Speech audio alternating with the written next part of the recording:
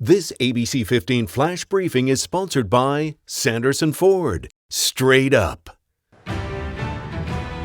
Hi there, I'm CRENSHAW with your top stories from ABC15 Arizona. Turning to local headlines, a developing and devastating story tonight. 2 children were found dead in Tempe this morning. Police say they were murdered, and we have learned late this evening that detectives have arrested the 7- and 9-year-old victim's mother for this horrific crime. Officers say that mother flagged them down early Saturday morning and said she was hearing voices telling her to kill her kids.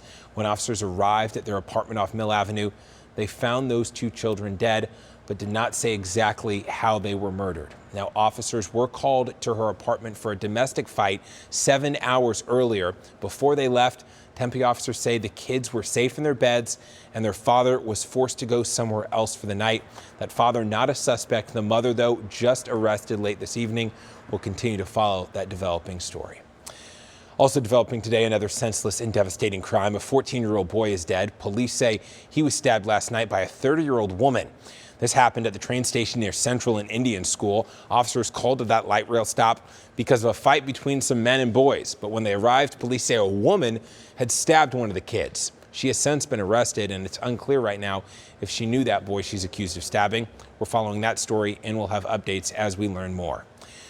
New information from a story unfolding this morning. Phoenix police say someone shot at one of their officers after being pulled over. The bullets hitting that officer's squad car, but not the officer himself. The suspect then driving off, bailing from the car near 29th Avenue in Myrtle.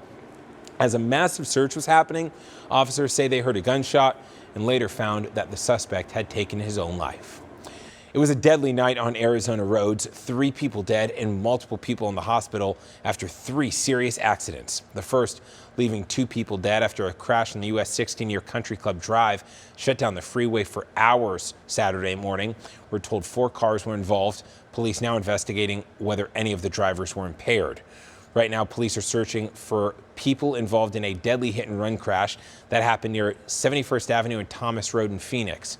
1 man is dead after a Ford Explorer struck his car. A woman in the car was with him, but is thankfully going to survive. The driver and occupants of that Ford Explorer running away.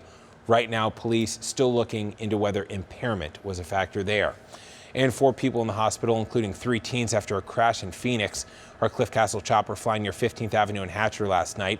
The teens, ranging in age from 15 to 17, were the victims, but all are expected to survive. It's also unclear what caused that crash. Now to that CDC guidance that now says it's okay for fully vaccinated Americans to return to life without masks. And already many stores and restaurants updating their policies. Costco, Walmart, Trader Joe's no longer requiring vaccinated customers to wear a face covering. Pima County also voting to drop their mask mandate. The Board of Supervisors there, however, still recommending those masks be worn in places like hospitals. Makes sense, right?